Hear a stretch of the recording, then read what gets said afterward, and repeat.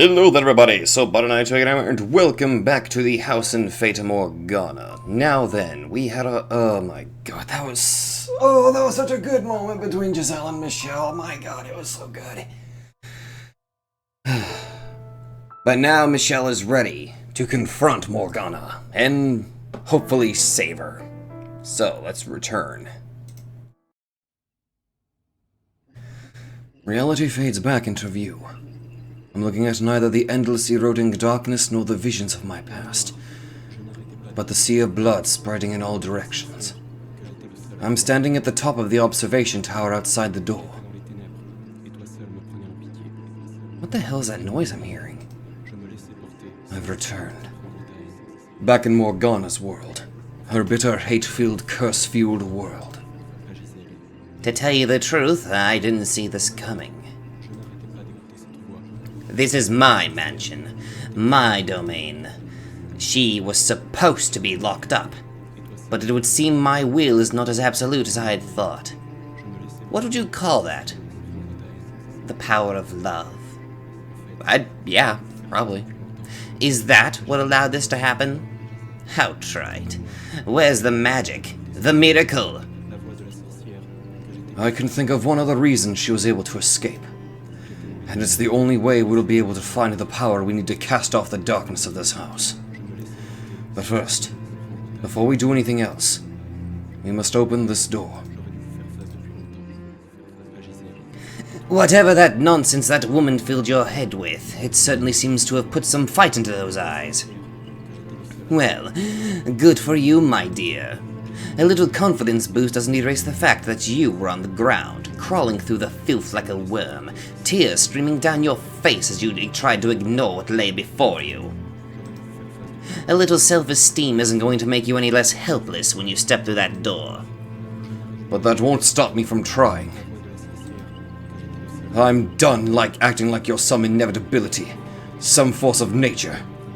It's time for me to take a stand, Morgana. You go, Michelle. The air around the door has a distinct chill to it as I place my hand against the wood surface. My arms, once bloody and lacerated, are now whole again. I can feel my entire body, everything back in its rightful place. I take in a breath, lift my head, focus my gaze on the door, and push it open. Resting on the back of my hand, I can feel another palm, soft and warm. Aww.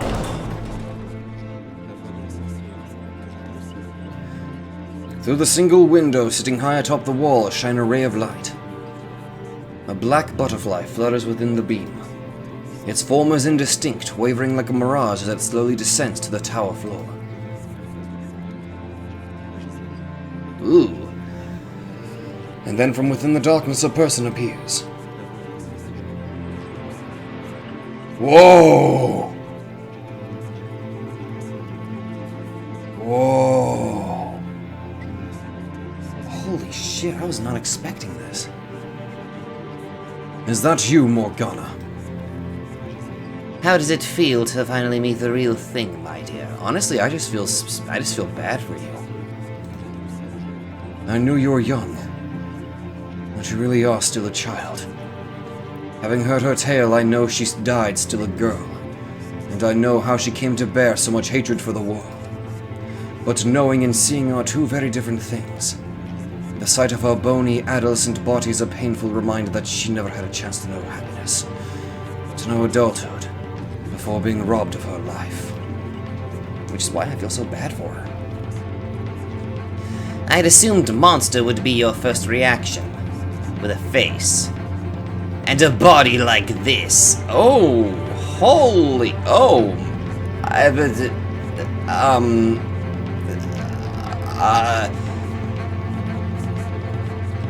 Oh my.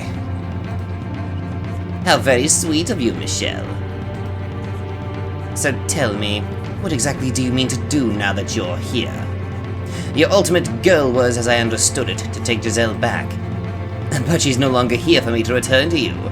She broke out of my cage, and exhausted what remained of her soul to show herself to you. I cannot perceive even a trace of her presence any longer, so I presume her soul shattered, dissipated into nothing. No. She's right here beside me. Is that so?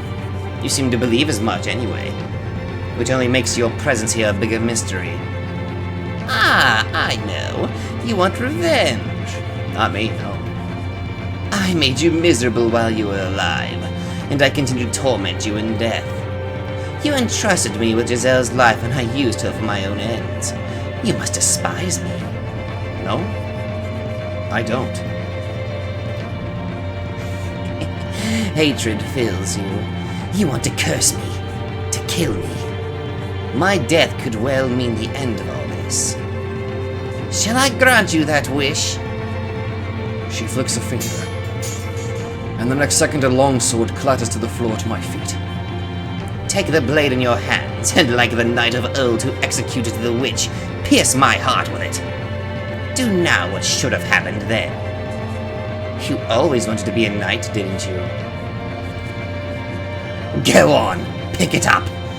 Show me your revulsion, my dear. Morgana, I do have a reason for being here. I came to save you. Did you hit your head on the way up? That's a reasonable reaction. You came to save who? I spent so long trying to look away, when I should have been trying to look deeper. To tell you the truth, your constant chattering in the darkness evoked more than annoyance in me. I empathized with your loneliness. I bear no hatred for you. It was my despair that brought you back to life. So that makes it my responsibility to end this. My own wish has given me all the redemption I need, my dear.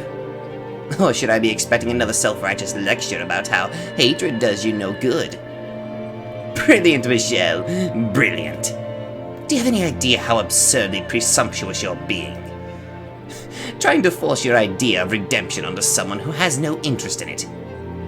If the tale you showed me was the whole truth, then I would have said you could revile those heartless men as much as you pleased. But I refuse to believe that's the whole story. The men I saw beyond the first 3 doors had genuine concerns and worries. They felt things, real human emotions, even if those things ultimately led them down a path of destruction. Wanting to do something nice for the one you care about, being disgusted at things you've done, hiding your urges from those around you. You certainly couldn't call them good men, but they were real people with real conflicts. So you're saying I'm lying? Well, I can't say I blame you. Who would believe the word of a witch? I don't think you falsified your account, Morgana. The tragedy. No. The grisly reality you described. I don't doubt any of that happened. You wouldn't be here otherwise. But I've learned something in my years. Reality exists from more than one perspective. That doesn't change what happened. That two-faced young man deceived me. The beast severed my arm. And the greedy, power-hungry lord used me for his own personal gain. Events by themselves do not tell the whole story. Only when you take into account their circumstances, what they thought and felt, their perspectives. Only then can you say you've reached the truth. Your point being, are you going to march down to where their souls are and ask them for their perspective? Don't waste your breath. They'll only tell you what benefits themselves the most. Then we do it our way. We open the door to your past. And if I refuse? This is my domain, my world. It operates in accordance to my will. The door won't open unless I allow it to. Were you aware, Morgana, that I recovered my first memory in front of a mirror? You what? The same mirror Giselle used to practice her smile. And in all those hundreds of years, bits of her memory came to reside within it. Every time she stood before that mirror, she had me in her heart. And next I saw one of my own memories play out in my bedchamber. It was the first day after we opened the windows, when she let the morning sun into my room. That day was a turning point in my life. And why are you telling me this? Because it means this world doesn't belong only to you. It's also hers. And mine. And that is why she was able to break free. Your wish is without question the most powerful of anyone's here, and you have more authority over this place than anyone else. There's no denying your position as master of this mansion. But Giselle and I, we too have influence over this domain. I was the one who resurrected you, and she who served as your guide. So the door will appear, whether or not it is your will. Their souls reside here as well. They may spin convenient tales, but the memories ingrained upon their souls can tell no lies. All the pieces are on the board. The door will open. Say the door does open. What does that change? Nothing those men may have thought or felt can take back what they did to me. This rotting, broken creature they turned me into. I don't care what was going through their heads. They will never have my forgiveness. My hatred is unwavering. My wish will not be undone so easily. Their souls shall suffer for all eternity. Before we begin, Morgana, let's get one last lingering question out of the way. And what might that be? Who the white-haired girl is? That's your lingering question? We've already established. That was you, Morgana.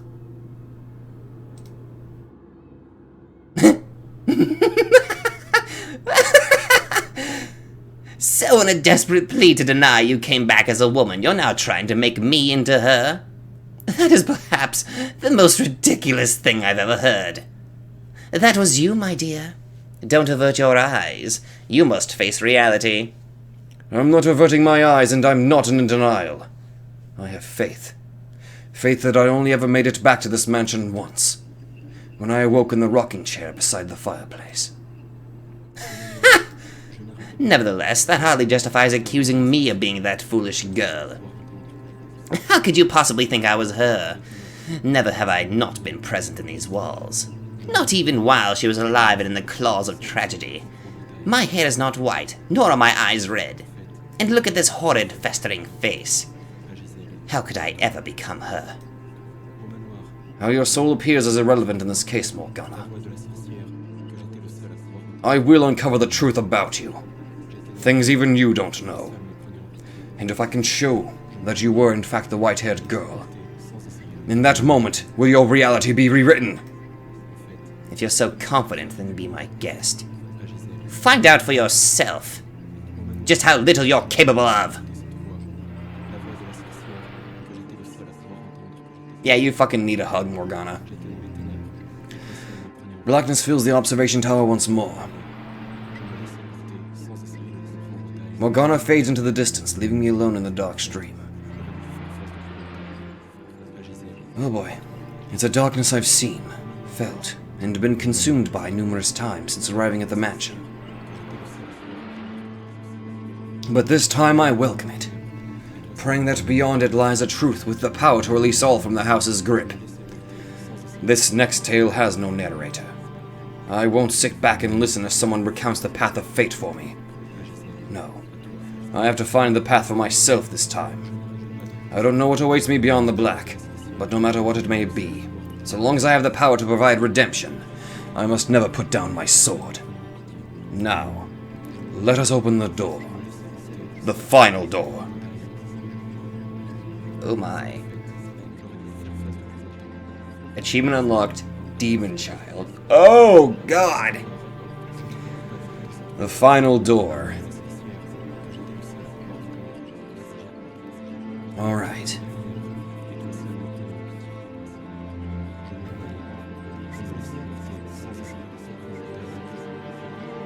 I don't know what's gonna happen, so I'm gonna go ahead and just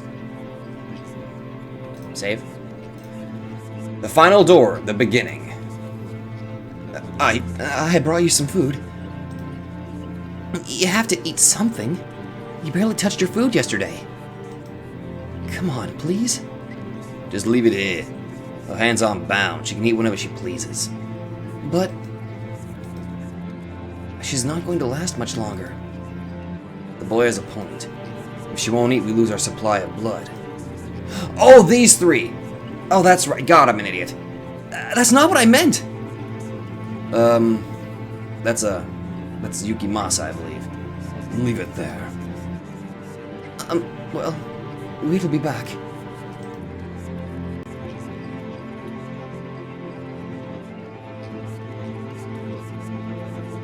Whoa! Oh, that's Michelle's sister. That's, yeah. Wait, that's Mel's sister. Sorry. God damn it. Do you really have to go?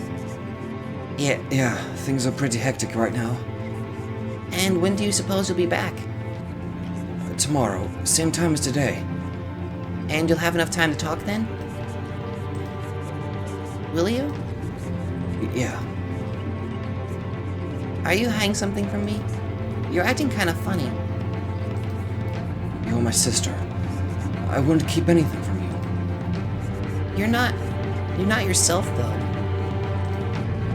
What's so different about me? Well, you're not acting much like a prince. Right. Of course. But don't worry, I'm still your prince, same as always. But good night, Millie. My princess. Oh.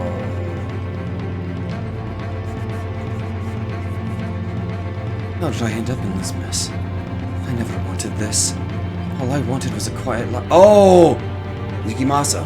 All I wanted was a quiet life. Someone get me out of here. Take this thing somewhere far away. Tell me. I'm not the bad one here. Oh god. I don't know which one it is. Fuck me. Oh god, I'm begging you. Just make it all go away. Someone. Anyone, get me out of here.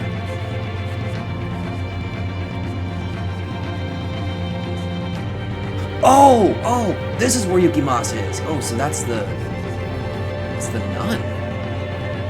Look. The stars, they're beautiful. Although with it so bright out, I worry someone might see us. Everyone's long gone. I hope so. Are you ashamed? A little, but I still want to be with you. Have you ever considered leaving the convent? What the fuck? You can't just stop being a nun, you know. It's not that simple. I've made vows, sworn my life to the service of God. I was not aware. I don't know much about this land's traditions. If I were to leave the church, it would have to be in my next life. I'd like to be a normal girl, lead a normal life. Get married, have kids, and before I know it, I'm an old lady.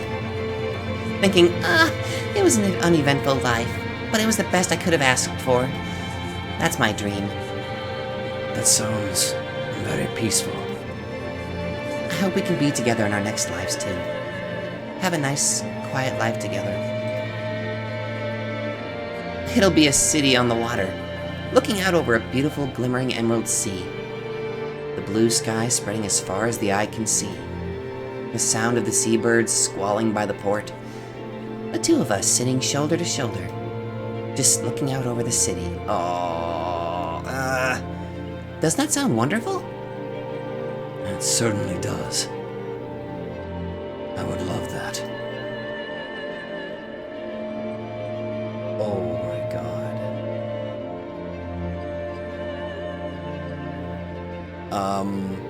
Let me guess, Yukimasa? The Harvest Festival. On the day of the festival. You gonna see Jacopo next? Whoa. 3 days until her death. Whoa.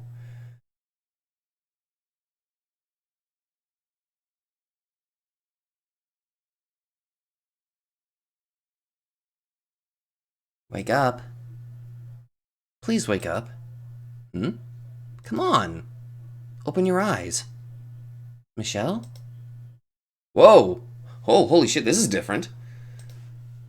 Whoa, this is really different. So bright. I'm outside? The light feels like needles in my eyes. The first thing I see beyond the mansion's darkness is a blinding light. The sun glares mercilessly overhead. A gentle breeze blows past, and I can hear birds chirping from several different directions. Each breath I take fills my lungs with the scent of earth and grass. So much time has passed since I've been in the light. I almost feel like I'm alive again. No, not almost. What's going on? What on earth? Is this the era Morgana lived? Michelle? Huh? Oh my god, Giselle! Oh, thank goodness you can hear me. Good morning, Master. I hope you slept well. Giselle, is that voice really you? I swear it's me, 100%. Not that mean old phony. So don't you worry. No, I believe it's you. I just was not expecting to be able to hear you here. I did say I would always be by your side. I'm relieved. But where are you, Giselle? I can't see you anywhere. Well, I'm not exactly sure myself. You don't know? I don't know how to describe it. It's pitch dark all around me, like a black smoke churning in the darkness. It feels a lot like inside the mansion, but I don't think I'm actually in the mansion. So you're still trapped in the void, then? I can see a shimmering light off in the distance, through the fog, and I can hear sounds coming from that direction. It's like what the outside world is leaking through the light. I can see the trees rustling, hear birds singing.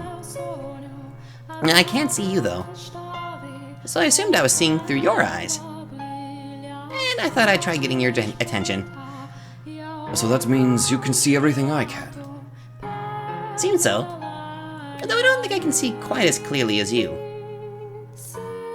I wish you could be here to feel this too. Experience it in my place, even. It's a bizarre sensation. While I could see and feel the world through the other doors, it was strictly in the capacity of an observer. We were merely watching, not actually present in the tales. But this time, it's like I've been resurrected and dropped into the world as a participant. It's also vivid. Everything the mansion lacked, it's all here, and I can feel it so clearly. I wish you could have been the one to experience this. It's okay, Michelle. I know you'll dispel this darkness I'm in. Won't you? I will. I'm more than happy just being able to hear your voice. And being able to see what you see. It's like a miracle. I too am glad to know you're there.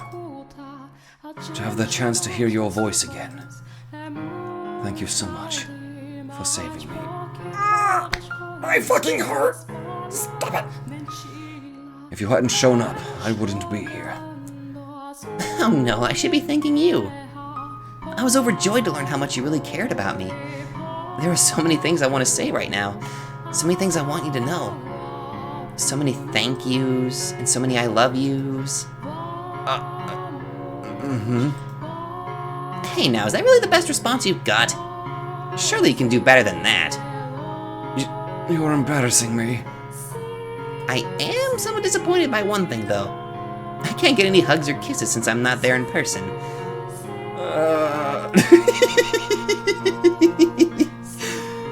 Oh my god, this is too cute. No, come on, you're not very good at this, are you? And you're not very good at picking up on how much you're embarrassing me. Unexpectedly, at the very least, of me too.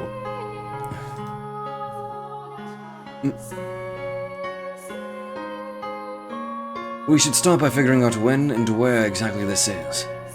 You're not even trying, are you? Oh my god, this is too precious. I'm doing the best I can. Please don't ask any more than this of me. It's okay, though. I might not be able to see you, but we're together either way. You know, Michelle, I think I might be able to help too. While I can't be there in person, I can give you ideas, another point of view when you're not sure about something. With the two of us together, we'll find a way through this. Yes, we will. Where to begin? What do you say we get our bearings? List out exactly what we need to take care of. That's not a bad idea.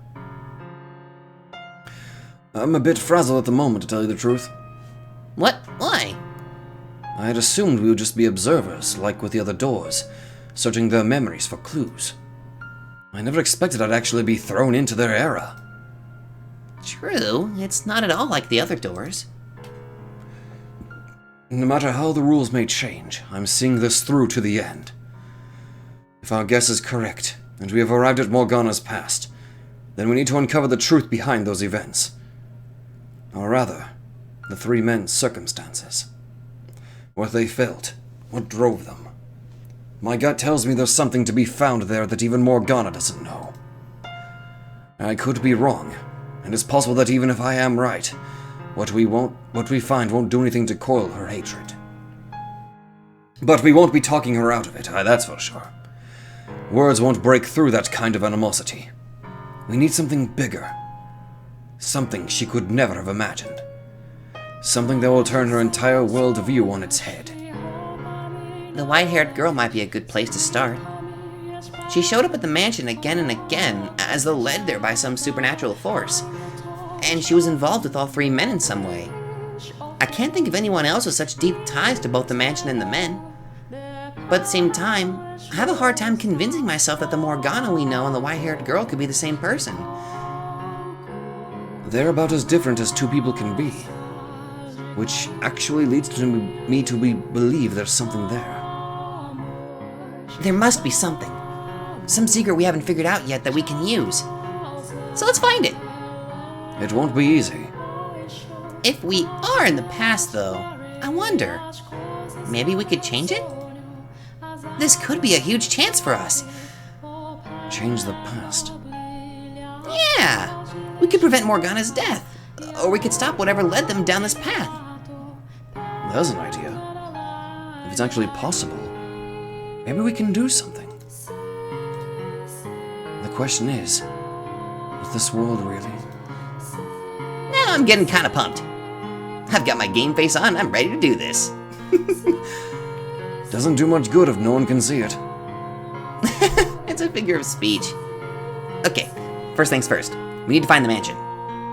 Morgana should be at the top of the observation tower, and the three men shouldn't be too far off either. So the question is, where are we? Do you recognize the surroundings at all? I never really left the mansion, so I'm not especially familiar with the lay of the land. Give me a little spin, would you? As she requests, I slowly spin around in a circle. Into the dense woods, I spot a cluster of what appears to be stone formations. Squinting to get a better look, I realize they're buildings. It's decently far off, but it appears to be the edge of a city. I think that might be the village I stayed at for a while. It's a bit big for a village. Don't you remember what Amadeus said about the village's history? Amadea. That bastard. Michelle, you didn't think something uncharacteristically vulgar just now, did you? Wouldn't dream of it. Yes, I remember. He said it was once much larger, and that it was destroyed in a single week by the witch's curse. Except, rather than a curse, it was probably a disease. If that's the same city, then it fits with what Morgana said happened. I believe he also said something about there being a large bridge on the outskirts of the city, and that following the path from there would lead to the mansion? So let's head down to the city! All right. You don't sound very enthusiastic. Are you nervous you might have to talk to someone? Don't worry, you got me here. Don't treat me like I'm antisocial. You're not? No, that's not what's bothering me. It's something about this whole thing feels off. This world we're in. Never mind. I'm probably overthinking things. But now's not the time for that. We need to get moving. Let's go. Rather than waste time fretting over details, we need to get to the mansion like she said. Everything else comes after that. With each step I can feel the earth compressing beneath my feet, the grass flattening, as I weave my way through the trees toward the city. The sensation of having a living flesh and blood body slowly returns. Whoa! Mel?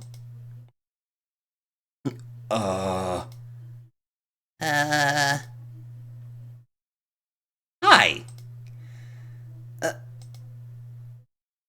Eh?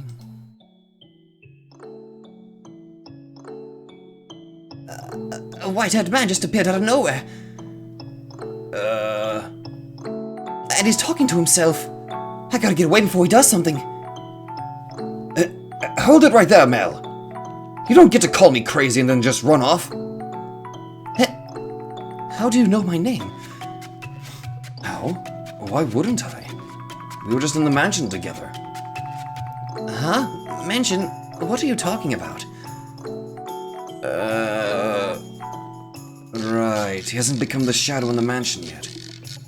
I doubt I would forget seeing someone as unusual as you. Who are you? And where did you come from? Well, I'd like to know that myself. This is awkward. Say something, Michelle! He's not getting any less suspicious of you. You have to come up with some way to break the tension. Improvisation isn't exactly my strong suit.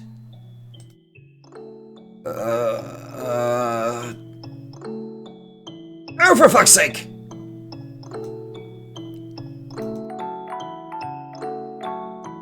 Okay, I was not expecting a choice here. Oh boy, something to break the ice.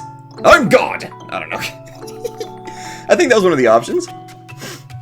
I was sleeping in a tree. I am God. I was sleeping in a tree. It sure looked like you just popped out of nowhere. You imagined it. It was so sudden your mind misinterpreted what you saw. Is that too much of a stretch? Yeah, you're right. I must have been seeing things. People can't just appear out of thin air. On nice days like this, I'll sometimes climb a tree and take a nap too. And then roll over and fall flat on my face. So I can relate. Michelle, napping in a tree. I can't even imagine it. Me neither. Also, it would seem that, like Morgana's, I'm the only one who can hear Giselle's voice. But that doesn't explain how you know my name. You know, you look a lot like an acquaintance of mine. Imagine my surprise when it turns out you have the same name too. That's definitely pushing it. Oh yeah, that happens to me every now and then too. Geez, you had me spooked for a second there.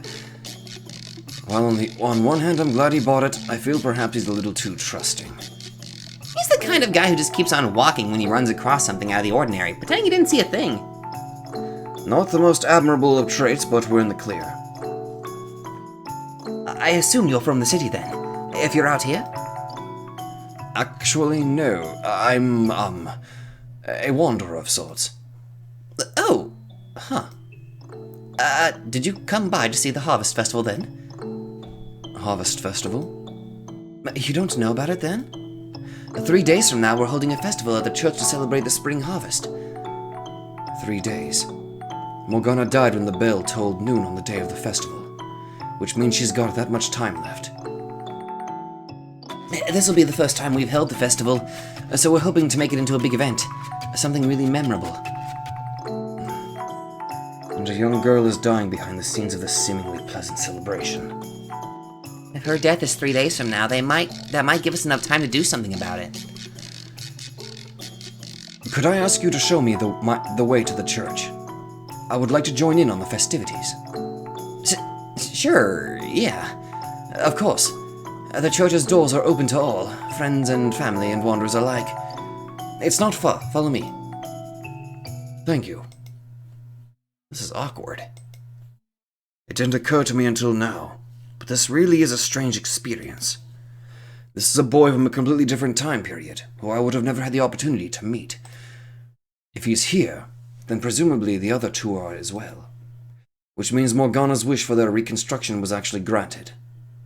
This male doesn't seem like any different a person than the one I observed through the first door. Yet he played a part in Morgana's imprisonment. I have trouble believing he would voluntarily involve himself, though. I was scared for a minute there. That could have gone a lot worse. Plus, we managed to make contact with Mel in record time. She's interacted with him and the others before, so I guess this doesn't feel as strange to her. You don't want him to hear you talking to yourself again. That's why you're not saying anything to me, isn't it? Actually, I think I can talk to you without speaking. Can you hear me? How are you doing that? I have a lot of experience talking to ghosts. That really drives home how bizarre things were for you in that mansion. Were you not in a similar circumstances whenever it was you and Morgana together? Yeah, now that you mention it. What a bizarre time we both had in that mansion. You're just now realizing this? Oh my god, I love this. So what's your impression of him? My impression? That he's the same Mel as always? In a little more detail? He's an amicable young man. Nice enough to show a complete stranger around. I agree. In Morgana's version of the story, he betrayed her. But he doesn't seem like the kind of person who would enthusiastically do something so malicious. He had to have had some reason. And we need to figure out what that was. The question is, how do we go about it? We hardly have enough time to earn his trust and convince him to tell us himself.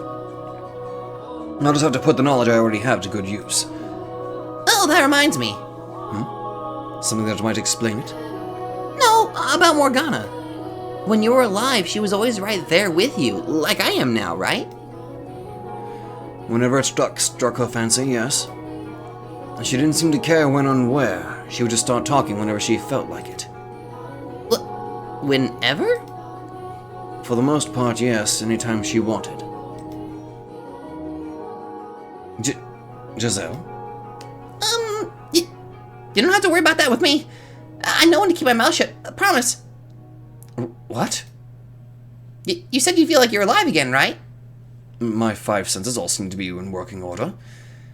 Which means you'll also be getting hungry, tired, sleepy, and you'll, you know. You'll have to go to the bathroom. Oh my god! Really? I'll be polite, close my eyes and plug my ears while you're doing it. Thanks? What would possess her to bring that up? Does she even realize what she's saying? Oh gosh, now I'm as red as a tomato. That answers that. Moving right along. We need to discuss how we're going to go about this. Right, that. The Harvest Festival is our deadline, which doesn't give us very much time. We need a plan for when we arrive at the mansion. How about we spill their secret? Tell everyone about the girl they've got locked up in the tower and force them to set her free. Surely they wouldn't stand for that. Perhaps, but would anyone believe me? If I walked in and said I came from the future and that I know what's going to happen, would anyone actually buy that? Sure, with enough convincing. Even if I did manage to convince them the tower door was locked in Morgana's rendition of the tale. You need 3 keys to get inside. Male should have one of them, but stealing his alone won't be enough to get into the tower. True. If Giselle is right and we can save Morgana and change the future, then that would indeed solve everything. But something about this whole situation still doesn't sit right with me. I have to do more than just set her free of that tower. I have to find the truth as well, as I initially set out to do. Regardless, I would like to try and stay on everyone's good side as much as possible for now. Okay, I'll do whatever I can to help. I appreciate it. I mean, as you know, conversation is not exactly my strong suit. Which means it's my job to hit the brakes whenever you say something stupid. It's a bit too late if I've already said it. Anyway, step 1 is to get ourselves into the mansion. We can't hope to make contact with the other 2 men, much less get Morgana out of there if we're not staying nearby. I'll do what I can. We're almost there. See the big building in the distance? That's the church. It is the same mansion as I suspected. Seeing it now, knowing what horrible things happened there, is so disheartening. Are happening as we speak. In the tower we see in the distance, Morgana's locked up, all alone. I wish we could just march in there and set her free. If getting into the tower were our only goal, we could probably force our way in with a little work. Is something the matter? Mel, I could probably overpower him and get his key. Hello? But the other two, that almost certainly wouldn't work for. Can you hear me? Oh, yes, sorry. I was just lost in thought. It seems kind of strange, doesn't it? And what does? I mean, it doesn't look much like a church. At a glance, you'd think it was some noble's estate. Ah, so it does. If I've spent so long there, it never even occurred to me. I was pretty surprised when I first saw it myself. A peculiar place, all told. There's a chapel inside the mansion with this gorgeous stained glass window. It's quite the sight. Do you know why it was built like that? I'm, not exactly actually sure myself, no. Anyway, I'll show you to the chapel. The Saintess should be there too, so I can introduce you. The Saintess? You've never heard of her? Everyone around here knows her. She's the nun of the church, and everyone calls her the Saintess. She's practically her own religious figure. Oh, he's not talking about Morgana. You just have to see for yourself. Come on. All right. This is so awkwardly weird. On our way to the mansion, we passed through a courtyard of sorts. When I lived here, the area was overgrown with weeds. Apparently, they kept it in better condition in this era. Following Mel's lead, we head through the chapel entrance. We going to see Yukimasa? Or maybe Jacopo? Oh my. I'm at a loss for words when I see what lies on the other side of those all too familiar doors.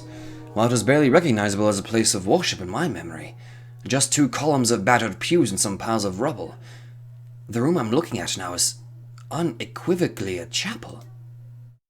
So this is what it used to look like. I wonder how far back this is from when we lived. It has to be more than a decade or two. Maybe 100 years or more? The views and beliefs about the world prevalent in our time are not so different from those of this time. Perhaps the chapel was destroyed in the aftermath of the Harvest Festival. When I was first sent to the mansion, there were signs that repairs had been attempted. The stained glass window is behind the pulpit, I'm guessing, though we can't see it from here. And right next to it is the door to the observation tower. Ah, there she is. There's no priest here. She runs the church. You'll want to talk to her first if you're planning to participate in the Harvest Festival.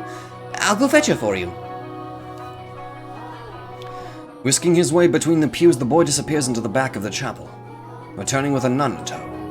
When I see her, my face twists for a brief moment.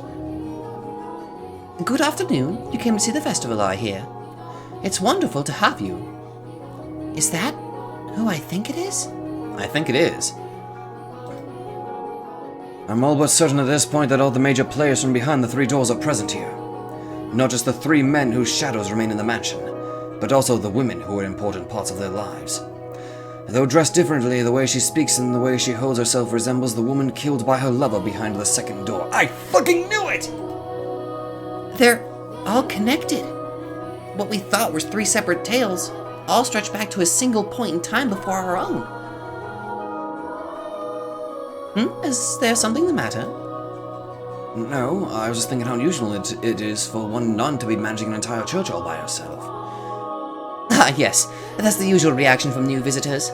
Even I think this assignment is a bit over my head. Assignment? Well, I was at another church before this one. A smaller building, and I wasn't the only nun. But the lord of the land ordered me to transfer to a new, larger church he was opening. So, here I am. The Lord. There's plenty of space on the property, more than enough to provide shelter for orphan children and aid for the sick. It seems rather vacant from what I've seen. Yes, about that. We used to take people in, but circumstances have made that difficult of late. What kind of circumstances? It's not something I can discuss with an outsider. Sorry. I'm guessing it has to do with Morgana's imprisonment here. Do you think she knows about Morgana? I would guess not. The men swore to keep it between the three of them. So she's being forced to oversee the mansion completely oblivious of what's happening here? Which isn't to say she's not connected to it in some way. If she's the girl from the second tale, then she would be close with... Is something troubling you? No, my apologies. I got lost in thought. You don't look it, but you're actually a bit of a daydreamer, aren't you? Daydreamer? Mel would fit that description much better. Mel would fit that description much better. What? Why? Do I really look like that much of an airhead? I can see that. Someone has to watch out for him, or he's likely to lose his head in the clouds. I really don't think I'm that spacey. I'm not trying to say you're spacey, I just feel like I've got to keep an eye on you at all times. It's a lot like I imagine having a little brother would be like. Oh my god! You're just like God. Oh my god, you're just like. You're like. Oh my. You're just like Javi. You're like Javi. If Javi's not in here. I'm an oldest child, you know. What's the big deal? You don't want a big sister? Well, I want you to be my little brother. I don't want to be just a capital S sister to you. That's so stiff and formal. No, I want to be your sister. I'm a little old to be playing make-a-believe. Oh, come on! They're quite friendly with one another, it would seem. Oh, I know. Why don't you become her brother then? What? Wait, what was that? Was that what? Yeah, I was right. Okay. I thought I was seeing things. Will you? I will not! Besides, I'm clearly the oldest one here. Why not? I don't think it matters who's older than who. You don't really act all that old anyway. I have at least 10 years on you. Your youngest child insecurity showing. What? Insecurity?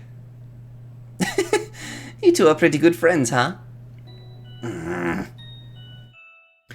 We can discuss the veracity of that claim later. I would like to ask you a favor. What is it? I'll gladly help with anything I can. Could I perhaps borrow a room until the day of the Harvest Festival? I don't have anywhere to stay. Or a source of income, for that matter. I know it'd be taking advantage of your generosity, but I only mean to intrude for a few days. I would be more than happy to offer you a place to stay at any other time.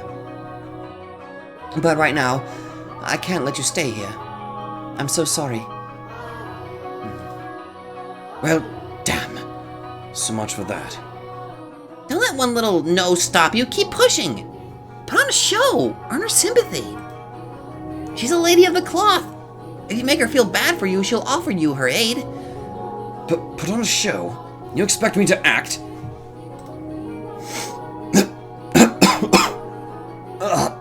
I'm having another episode. I was so sure this church would be able to help. That's not gonna convince anyone. Quiet, you! He was perfectly fine on our walk here. Shut your mouth, boy! As I said, we did once offer a place of respite for the ailing and needy, but regrettably for the time being we are unable to take anyone in. What I can do, though, is give you medicine. Since we can't let people stay here, with the Lord's generous assistance, we've been handling out our medicine instead. So all you do here, then, is give people medication? Yes. I suppose that's what it boils down to. I'm also not sure why we're not allowed to offer shelter right now, but we are still able to provide assistance to those in need, so I assume it's just a temporary measure, and we'll be able to take people in again before long. And with how much he's done for the church, it's not really my place to complain about his decisions. I truly am sorry. I hope you understand. I'm supposed to ask for teeth in exchange normally, but as this once, it's yours, free of charge. Could you tell me more about this medicine, please? It's called Saint's Blood, and it'll cure any disease. Saint's blood? It's not real blood, of course. That's just what it's called. It sure sounds divine, doesn't it? Oh. No. That's not true. Huh? It is real blood. Oh boy. What do you... sorry to butt in. Do you mind if I bring him back to my room? I don't think I mentioned it, but he's an old friend of mine. We've got a lot of catching up to do. All right. Oh, trying to hide it, Mel, I see. Hey, come on. This way. Well, that sure got quite the reaction out of him. And now he's incredibly leery of you. When she mentioned the blood, I couldn't stop myself. I probably should have kept my mouth shut, though. No, I probably would have done the same thing and slipped up, so I can't really blame you. Mel doesn't say a word the entire way. His smile has retreated, and there's a hint of fear lurking beneath his now stony expression. I spend the trek through the mansion's corridors pondering how to answer the questions I know are coming. How to solve the problem I put myself in. We enter a bedroom, presumably his, and he closes the door behind us. I can see the distrust in his eyes as he glares at me.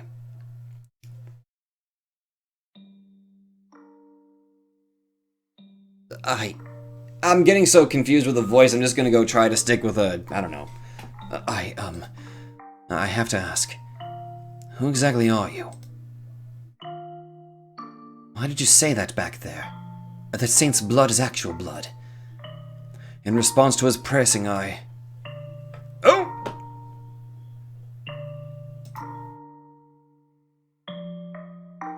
Okay. I have to think. Do I tell him everything? No, I can't really tell him everything. I gotta tread carefully this time. There might be a bit of a problem if I, fuck up.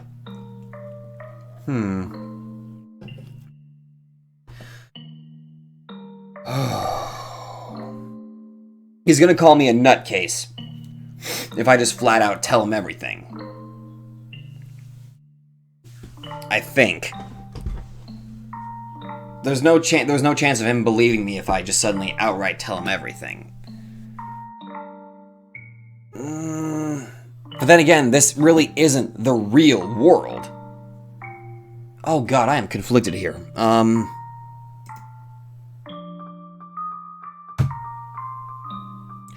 Eeny, meeny, miny, mo, catch a tiger by the toe. If he hollers, let him go. Eeny, meeny, miny, mo.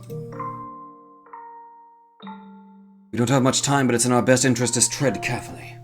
There's too much we don't know yet. It would not be wise to make a rash decision. With him as tense and suspicious as he is right now, it won't be easy to get his key or to persuade him to tell us how he ended up here. Furthermore, my experiences with the Three Shades tells me that if I'm not careful, I could be putting myself in unimaginable danger. A brief flash of what might have happened had I spoken too soon crosses my mind, sending a chill down my spine. If I want to get Mel on my side, I'm going to need something more. Something decisive. Something that'll convince him he needs to come clean and set Morgana free. Regardless, being cautious isn't going to mean much if I can't get them to let us stay in the mansion. We need to be nearby to keep an eye on things, gather information. How to go about that, though? Assuming he's not voluntarily involved, maybe all we have to do is ask for his help in setting Morgana free, and he'll work with us? Perhaps. Being so direct will only invite more suspicion, but she's probably on the right track. When I met his shadow, it was burdened with great regret. He begged me to help him. My remark about the Saint's blood was based on stories I once heard about a person whose blood was said to have healing properties. Stories? Maybe they haven't made it out this far, I don't know. But they tell of a girl born in a distant village, a saint and the daughter of God. I thought that perhaps the nun might be the saint spoken of in the stories, and I was hoping for the opportunity to see a miracle performed with my own eyes. I have to say, he looked more angry than excited. I didn't hide it very well, I guess. Maybe appeared that way to you, but I've never had a very friendly face. If you say so, as long as you're telling the truth. I myself have to wonder, why did my remarks seem to bother you so much? What? Is there something more to this saint's blood than you're telling me? No. Something that would make you want to get me alone and interrogate me? There's nothing. I just, didn't want to scare anyone with all the talk of blood, since there's not actually any in it. And I didn't know about the stories, so... It's just medicine, I swear. As you say. It's got nothing to do with the saint in your stories. To change the subject, could I ask you to convince the nun to allow me to stay here? Huh? Weren't you listening? We can't take anyone in right now. Which is why I'm asking for your recommendation. You live on the premises, don't you? I'm more a supervisor of sorts. Then you should have some say in the matter. Why? Until the Harvest Festival is all I'm asking. Why not get a room at an inn? If you need money, I'll spare you some coin. I must stay in this mansion. But why? Those are my instructions. What? You know the stained glass window in the chapel behind the pulpit? I was named after the Archangel Michael depicted there. The angel came to me in a vision, instructing me to watch over the festival here. From where you were standing, you couldn't possibly have seen the window in that much detail. You couldn't. Oh, I get it. You've been to the church before and you're just acting like you haven't. There's a metal door off to the side leading to an observation tower. Yeah? You can see the tower from outside. Inside is a long spiral staircase, not made of stone but wood. There's a single door at the top of the stairs. No? What are you really here for? All that vision stuff is a lie. I'm not here to cause you any trouble. In fact, I'm on your side.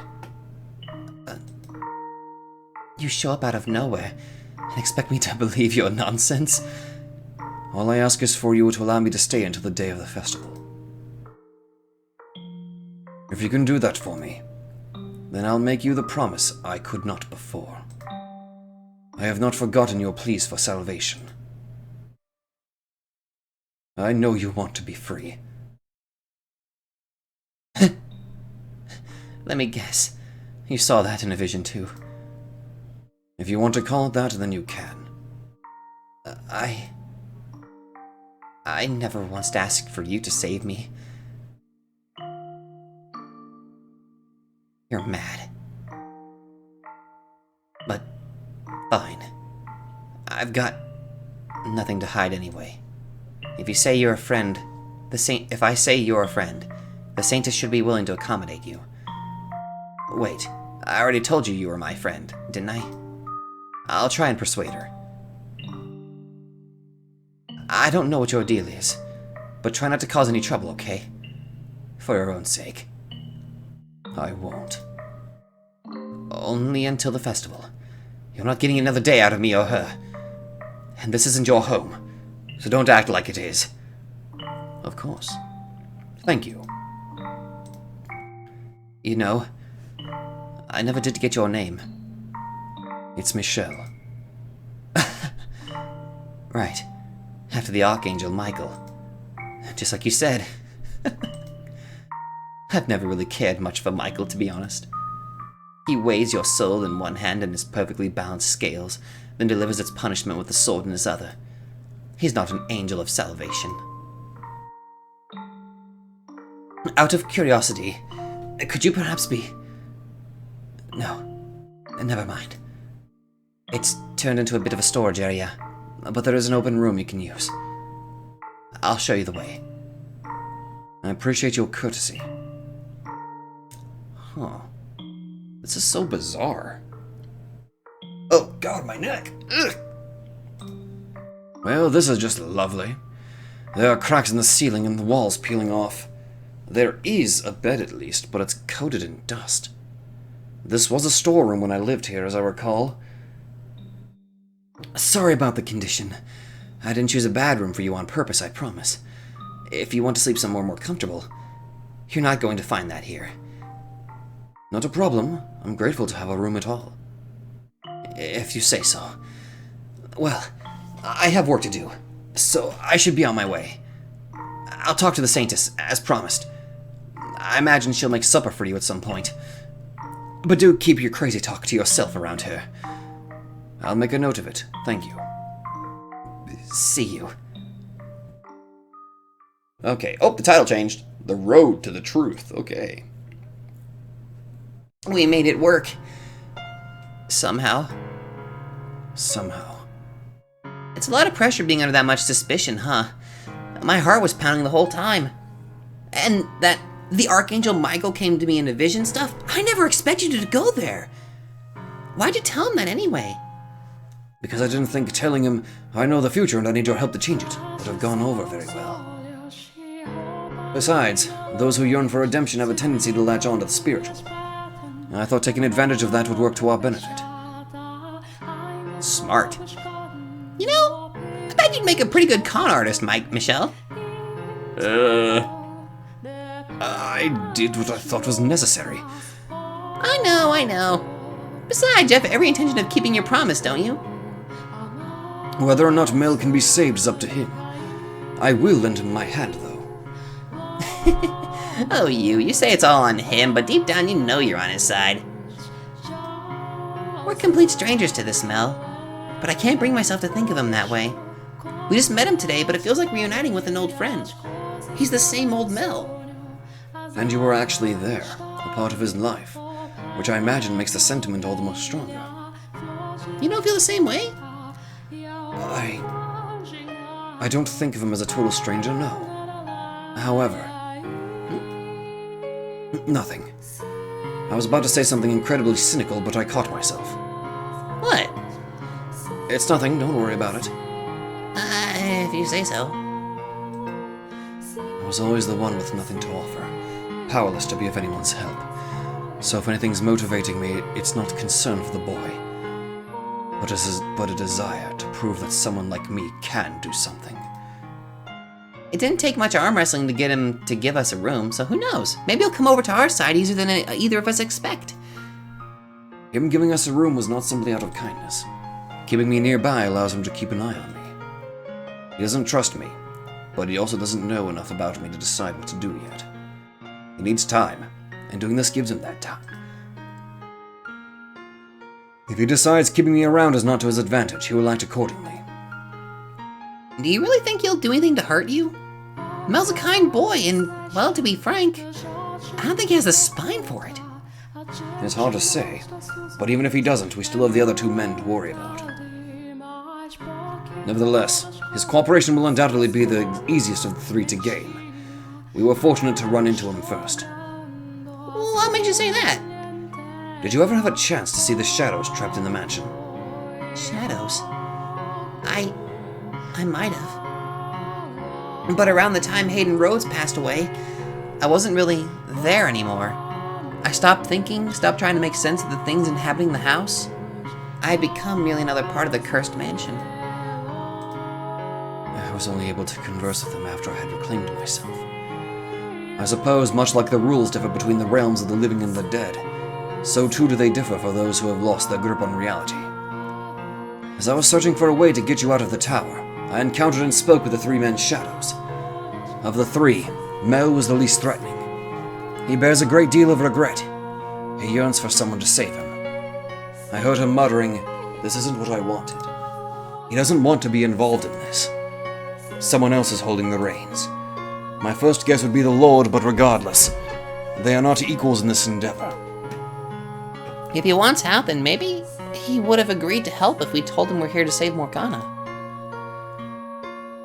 Carelessly revealing our hand at this stage did not seem wise. It would have never gotten to this point if it were so easy to stop. So I guess our first task is to earn Mel's trust.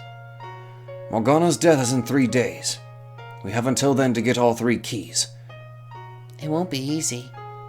I mean, we weren't even present in this world until today. Exactly. We have no one to vouch for us.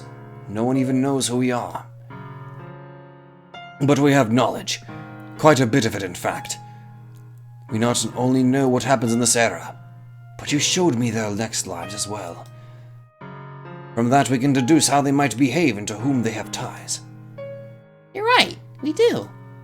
We know things we should have no way of knowing. And we can use that knowledge to our advantage. Their various interpersonal relationships are where we can get our edge, I think. They each have their reasons for locking Morgana up, and if I'm right, they're doing it for other people. It's these powerful bonds driving them. Mel's driving force would be his sister, for instance. Are they mere bonds, or is it fate that ties them together? You're right. We should find and talk to his sister. Mel is more likely to act if it's not coming from her than us. I agree. If his darling sister tells him to stop, he won't have any reason to continue his involvement. Knowing how the first tale ended makes me slightly uncertain. But for now, we can work under the assumption that he does genuinely care for her. What do you want to bet she's somewhere nearby? I mean, She will be. It was her death that sparked the chaos on the day of the Harvest Festival. right, it was. No, you're exactly right. But what I was going to say is that people tend to keep those they care most about close by. It would appear I have a bad tendency to focus too much on the facts. That was entirely unnecessary of me. Giselle did not need to be reminded of that. I'm sorry. Huh? What for? For being careless with my words. Inconsiderate. No need to apologize for the truth. Besides, you and considerate are like oil and water. And today you're the fire to my oil. Ah! We have 3 days to stop this tragedy. Let's get to work. Let's. We'll probably have more luck asking than just searching for her. If we can't find Mel, then none might know. Off we go! Let's do it!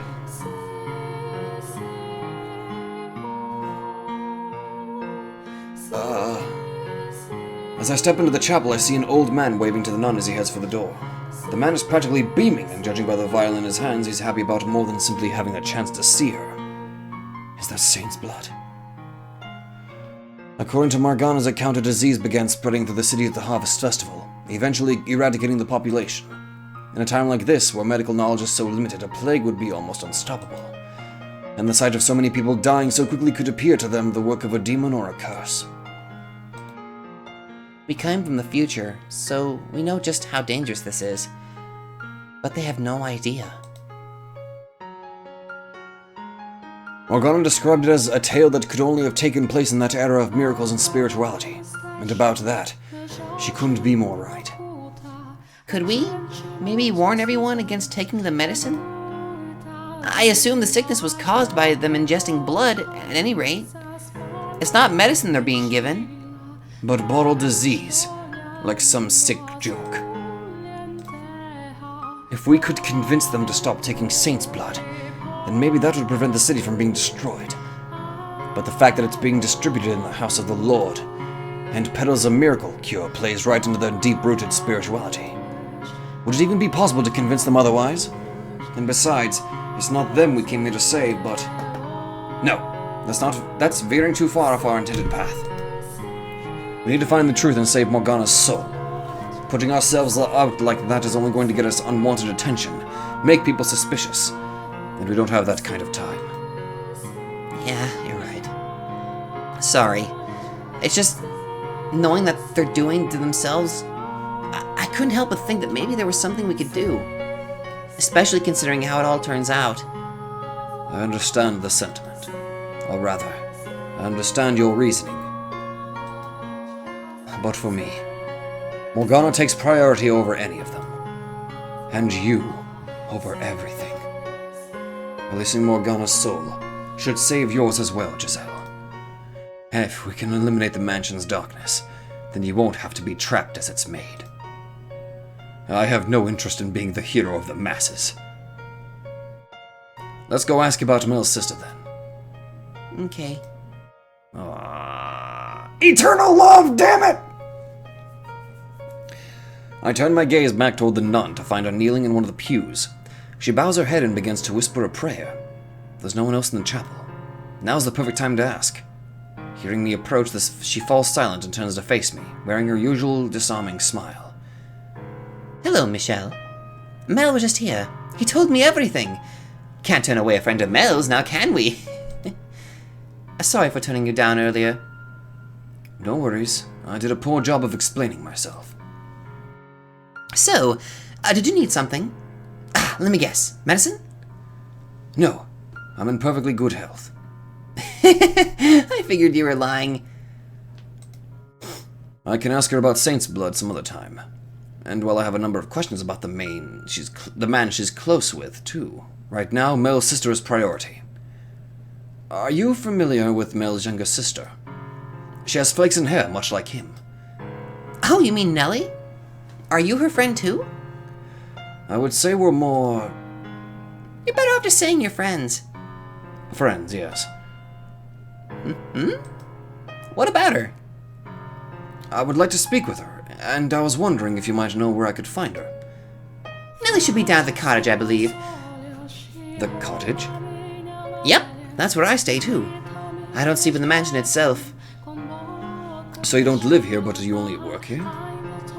Right. For one, there are men who live here. The Lord likes to show up on occasion too, and we can't have a nun wandering around while he's here.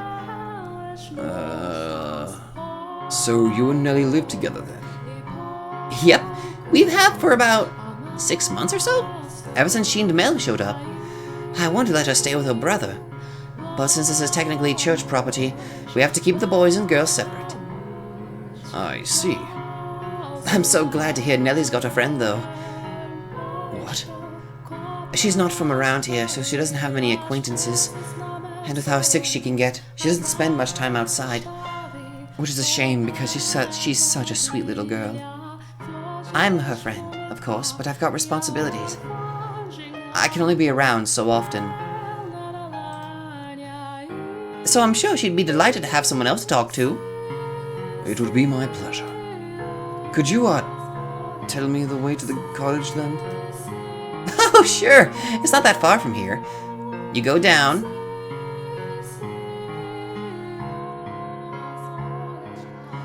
The directions I got from the nun led me to a place I know from my own time. It's the same building where the man who'd been ordered to keep me under surveillance stayed. Sunlight seeps relentlessly through the trees, and I find myself having to look down at my feet as I follow the path. It's blindingly bright, painful. How are you holding up, Michelle? I'll be alright. The sun's past its peak. In a few hours it won't be nearly as bad. Don't push yourself, okay? Okay. Aww. The trek is a reminder of just how inconvenient my body always was. And having the chance to experience being alive again comes with both the good parts and the bad. But now is hardly the time to complain about my sensitivity to the sun. I had a feeling that place looked familiar. It's not long before we reach a clearing, a small cottage surrounded by a small garden coming into view. And crouching by a flower bed, picking flowers is the flaxen-haired girl. Are you Nellie? Though several details of her appearance don't match my memory of her, she still has that distinct hair. It could be nobody else. Yeah, to be honest, this one looks a little less creepy. This Nellie is considerably thinner and looks rather frail. The effects of her being ill, I presume. Who are you? My name is Michelle. I have a few questions to ask you.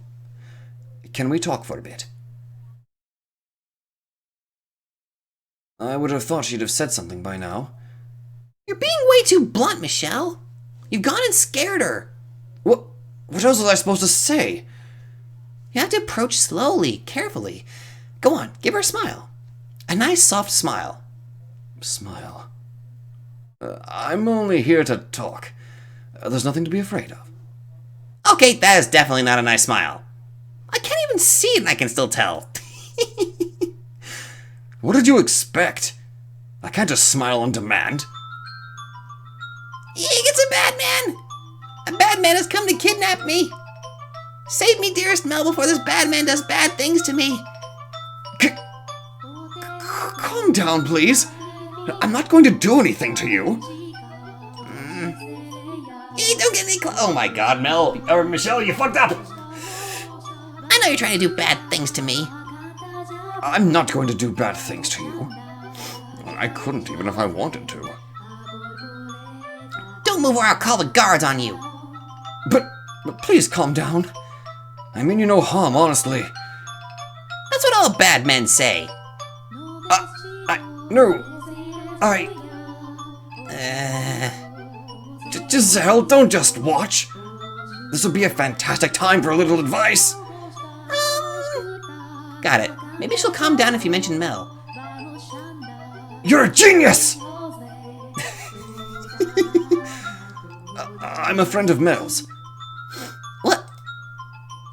He was telling me about you and how you wanted someone to talk to. He asked me to go keep you company. Mel asked you to come talk to me? He did. Do you trust me now? So that makes you his friend then? As much as it pains me to admit it. Michelle! What on earth possessed you to say that? Slip of the tongue. You and him. Is that so? Yes? You're pretty old to be friends with my Mel. Are you really, really, really his friend? Really? Then prove it. How so? If you're really his friend, then you should be able to tell me all about him. Why in God's name would you ever subject me to that? Do you not like Mel, Michelle? That's not it. We're just incompatible. Okay, here we go. First question. What does my Mel like most of all? Oh my God. Okay. Oh my God. Really? Oh my God.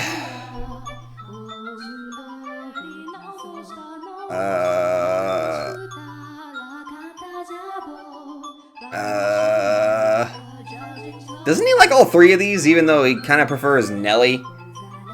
Oh my god. Oh my god. Oh, I fucking hate this. Are you kidding me? Oh my god. He cares about it later. Oh my. This could go one of many ways here. I mean, I don't think he likes naps. He does like theater. But through her sense of reality, I think she likes his sister. Fuck it. You think so too? You think I'm his favorite thing in the whole wide world? I like to believe that's what he thinks. I think it'd be wonderful I could always be his number one. Her excessive love for her brother is still out in full force, I see. Second question. What kind of person is my Mel? He's a spineless chump. He's a... The fuck is that? No, fuck this. I'm looking up what that term is. I have never seen that term. What the fuck is a sycophant? Sycophant? The fuck is a sycophant? Tell me! A person who acts obsequiously towards someone important in order to gain advantage. No, that's not it. He's a nice guy. That's right. He's a very nice guy. He can have his head in the clouds sometimes, but other than that, he's perfect. You know your stuff. To be honest, I was just saying what you wanted to hear. Me and my big mouth. Okay, final question. Describe what he looks like for me. I try not to scrutinize other men. I'm far better looking. He's decently handsome. I try not to scrutinize other men. Okay, I gotta please her, so he's decently handsome. Isn't he? He's like a modern day Adonis. That might be a bit of a stretch. Mel could be my prince in a fairy tale. He's got the most perfect face. May I ask you something? You do realize he's still growing, right? And that can change a man in unimaginable ways. He could end up 2 heads taller, shoulders twice as broad, and covered in muscle before you realize what's happened. And body hair. Lots of that. Facial hair as thick as these woods. Would you still consider Mel your prince if that happened to him? Mel with a beard and muscles? I won't have it! That's not my Mel at all! You're heading into dangerous waters, Mel. My Mel will never, ever grow a beard. I'll pray every day to make sure of it. And he won't get all big and muscly either. There's nothing princely about any of that. No comment. I wouldn't mind muscles myself. Out of curiosity, did you ever want to be buff like that, Michelle? Well, yes, of course. Every man wants to be strong and well-built. I don't think the beefy look would work on you. Well, that's the last of my questions. You're not a complete stranger, it seems. Sure, why not? You can be my Mel's friend. Why, thank you. This is great. I was sure you were a bad man. Why is it that the first impression everyone has of me is that never that I'm someone decent? Any friend of Mel's must be a good person. No, an amazing person. That's quite the faith you have in him. Why wouldn't I? He's my big brother. That's some circular logic. Hmm? Is it just you? Is Mel not coming? He's rather busy at the moment. Oh, he always has something to take care of, that Mel. He's hardly given me any attention these past couple months. But that's okay, because today I've got you to keep me company. Oh god. Yes, you do. I can't stay long, though. Alright, just stay until sundown then.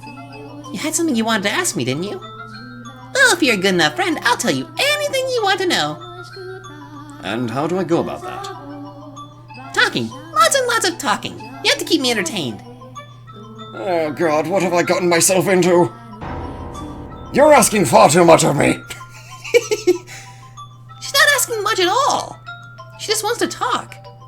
Do you think someone who spent 13 years in isolation knows the first thing about holding a pleasant conversation?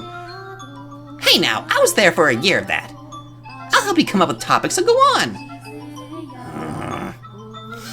Do you not want to talk to me? No, I do. I'm just not much of a conversationalist. Okay, then instead of talking, you can sing. I've never seen a minstrel before, but I've always wanted to know what kinds of songs they sing. Will you show me? I've never seen one myself either, but I have heard second-hand accounts of the songs of traveling jongleurs. Very well then. I'll teach you a song an old acquaintance of mine heard while traveling. Yeah, I can't wait. I am not singing, because my throat is killing me. Oh shit. Oh. Whoops. That was pretty bad, wasn't it? Here goes. Oh, he failed. He failed miserably. The silence is deafening. I'm shocked. I don't think I've ever heard someone sing so badly. Me neither. I'm flabbergasted. Let's hear you try then. That's enough singing for today. I want to sing. I want my ears to fall off. What a vicious little girl. I know. Let's bake something. Make something? Yep. Come on inside. I made some nice jam earlier today, and I want to make it into a pretty little pie. You get to help me with that. I'm not much of a... Come on, get a move on. You either help or you don't get to be my friend. As you wish. This is not going to end well. Oh my god, could you imagine if Giselle and Michelle had a kid? Oh my god.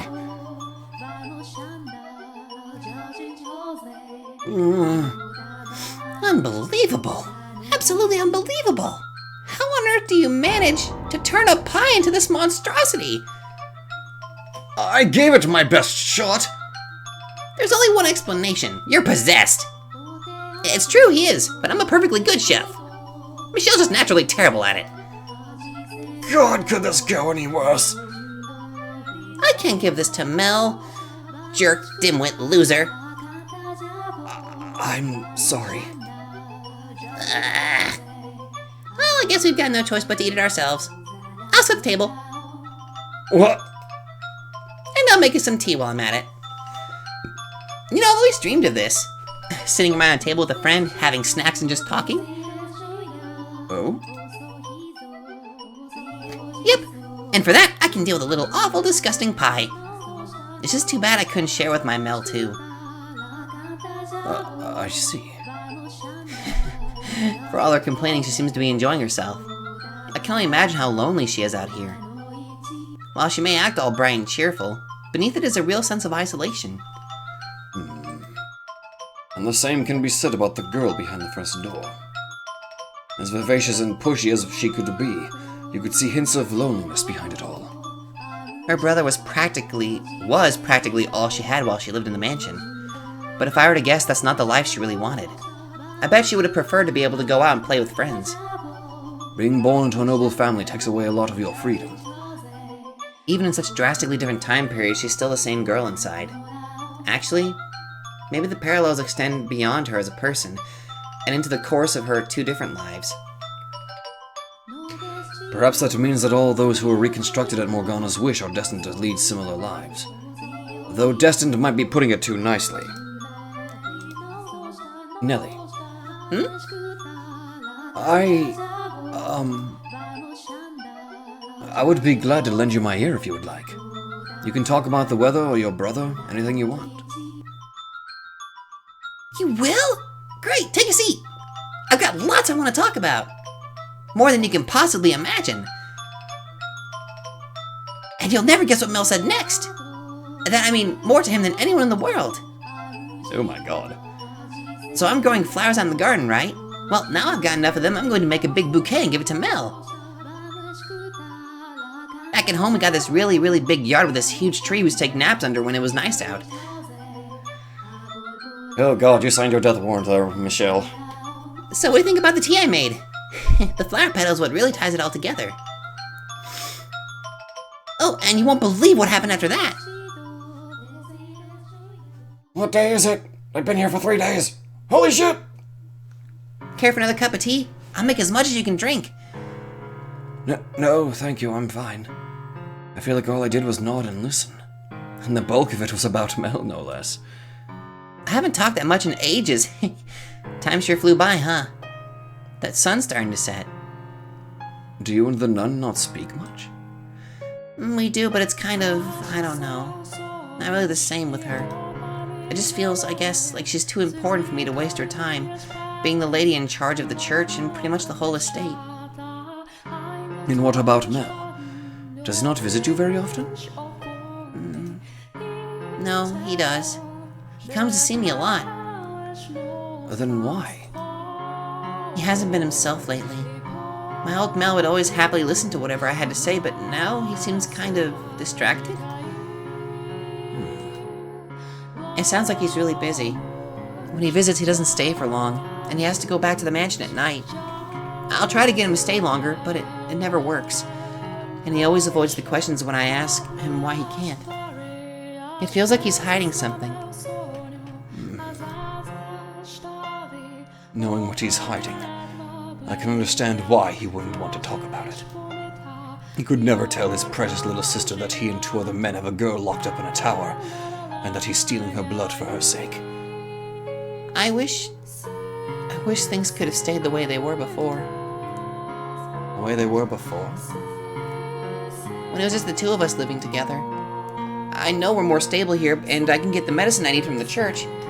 But I'd rather stay being sick than be so alone. You said you came here around 6 months ago? Yep, it was just the two of us before that. Well, but before that, at our old house, we had a bunch of servants. But I never really liked it there either. With that many people around, I just felt more alone. I liked it so much better than when it was just me and Mel. Is that really what you want? To be sick and in constant pain? It's better than being alone. Mel just doesn't get it. He doesn't understand that the loneliness is so much worse. Or maybe Maybe that's just a guy thing. They don't get what it's like to be ignored.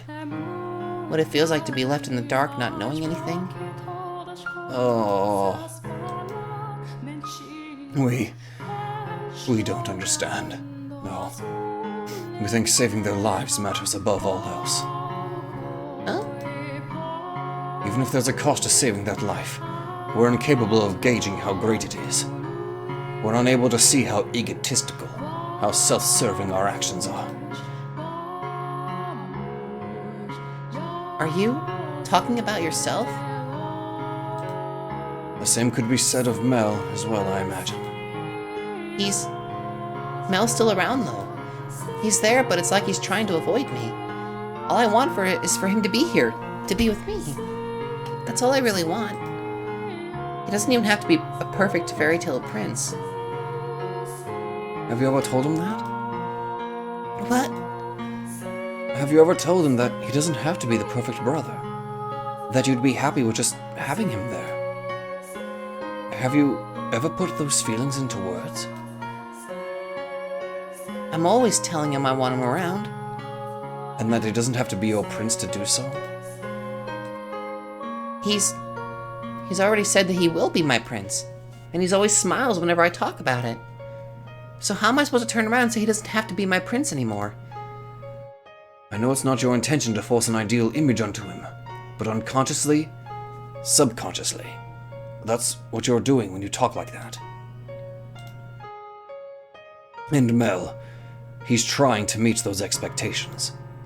Actually, he may not be so conscious of it himself, and he just believes, deep down, that's the kind of person he's supposed to be. Or more accurately, he seems to have a need to make himself look good to others. He believes that if he's good to others, they will be good to him in return. Am I a burden? Oh, hell no. I can assure you, he's better off with you around. But I am a burden to him right now, aren't I? Be honest with me. Yes, you are. Does Mel not like me anymore?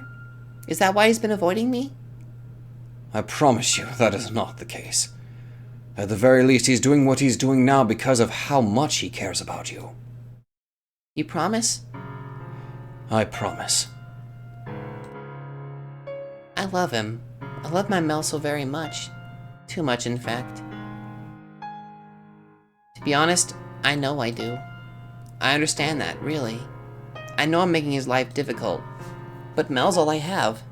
He's the only person I can latch on to. And I can't control my feelings. It can be difficult to tame your emotions at your age. There's nothing wrong with that. However, you should have taken stock of those emotions, sorted through everything you got on your mind, and then sat down with him to talk it out. Even if those things you feel seem wrong or unspeakable, you should have opened up to him, taken the time to figure out what works best for the both of you. You two needed to face the things you carried in your heart, the things your brother carried in his. By not doing so, you end up never quite on the same page. Small misunderstandings piling up until it all comes crashing down. If they just talked it out, communicated their feelings to one another, maybe their tragedy could have been avoided, even with Morgana's curse in play. If Nellie had only had a chance to come to grips with her feelings for Mel, then maybe things wouldn't have escalated the way they did. Her actions that night were arguably hysteric, but she wasn't always like that. I'm sorry. That was out of line. None of this is any of my business, I know. No need to apologize. You're a very curious man, you know that? Huh? We only met a couple of hours ago, but you talk like you've known me my whole life. It's like you can hear everything I'm thinking, see everything in my heart. Did Mel tell you all of that? No. He did not tell me much. I didn't think so. He doesn't know me that well. It's not too late, is it? If I talk to him, really tell him how I feel, do you think Mel will listen? I know he will. It won't make things worse? It won't make him uncomfortable? There is a chance that rifts may form at first, but those cracks can be filled again. And I promise you, the result will be something much better than if you had held it in. It will all work out. Okay. Next time I see Mel, I'll tell him. I'll tell him he doesn't have to try to be my prince. Good. You really are a curious man. You're the first person to ever talk to me like I'm a real person. Everyone loves to say how sweet and adorable I am, but that's it. I was only ever their make-believe princess. You are a real person, I assure you. Thanks. You know, after talking to you, I'm feeling a whole lot better. Like I can do anything. I'm glad you came by today. And I'm glad I could meet you in person. It's weird. It really feels like we've known each other our entire lives. I've known of you for some time. Or perhaps I should say what you will become. Huh? Oh, no, ignore me. Were you? Was that supposed to be a pickup line? Bad, Michelle. I'm still too young for that. No, I wasn't. And now you're getting flustered. I swear that's not what that was. I know. Jeez, do you really think I trust you that little? Sorry. Oh, I just had the most wonderful idea. Oh? Yep. Instead of being my friend, I'll let you be something even better. You're my second brother. Second brother? A brother is much, much more special to me than a friend. Though obviously you can't be my number one. I'm blanking. She's taken a liking to you. This is good for us. I'm not sure how I feel about her putting so much trust in me so quickly, though. The amount of times it takes isn't important. What matters is that you listen to her, you understand her, and you treated her like a real person. In her eyes, you're someone she can depend on. Do you not want me as your sister? Actually, I was the youngest child, so having a younger sibling would be, Would be what? Come on, spit it out. it would be rather nice. Oh god, that is so fucking cute. You bet it would. Who wouldn't want an adorable sister like me? Well, was helping sorting your problems out? Yes. I would not really mind having you as a sister if we got you sorted out. That's a bit narcissistic, wouldn't you say? Well, it's true, isn't it? Go on, tell me I'm adorable, dearest Michelle. What? Well, don't just stare at me. If my Mel were here, he wouldn't bat an eye. Please don't compare me to him. You know, now might be a good time to tell her about Morgana. Part of me feels like I would be taking advantage of her newly earned trust. But it'll certainly be easier to bring up now, while she holds me in such high regard. She's much more likely to believe me. You're right. I agree. Now's probably the best chance we'll get. Especially considering how little time we have. I can't shake the feeling I'm rushing things. But at this point, all I can do is go with it and pray it works out. If we had the time, I think we'd all like to hold off. Nellie looks like she's having so much fun. And even you seem to be enjoying yourself. No, I'm just... It's nothing to be ashamed of. I'm having fun watching you myself. Let's do it. Let's tell her about Morgana. We have to do it at some point anyway. Yes, let's. Nellie, do you mind if I ask you a question? What is it, dearest Michelle? Ask me anything you want. Have you ever heard of something called Saint's Blood? You mean the medicine? Yes. Except it's not actually... I know. Yeah. It's actually the Saintess's blood, not medicine. But no telling. You... What? One day before we moved here, when it was just me and Mel, the Saintess came to visit. My mind had been all foggy for a long time, like I was not quite asleep, but not quite awake either. But when I heard her soft, pleasant voice, the fog cleared a bit. And then she performed a miracle for me. blood is awful and gross and terrible, but the Saintess's, hers is different. Hers is pure. So you're saying you know everything, Nelly? About the observation tower and... Huh? The tower? What about it? That's where they keep her. What? No, the Saintess is always in the chapel. And she stays here with me. She comes back at nights. In fact, she should be here any minute now. So, she thinks the Saintess... Is the nun and not Morgana? No, Nelly. The blood comes from... I'm really, really grateful to her. She didn't just perform the one miracle, she's been taking care of me while I'm here too. So whenever I see her, I always say thank you. I thank her for sharing her blood with me. And she always says it's nothing with a big smile. Oh, God. Nelly, no. The nun has no idea. She just presumes Nelly's thanking her for giving her the medicine. I owe the Saintess my life. No, Nelly. She's not the one you should be grateful to. Huh? The girl you owe your life to has been locked up, suffering and alone even as we speak.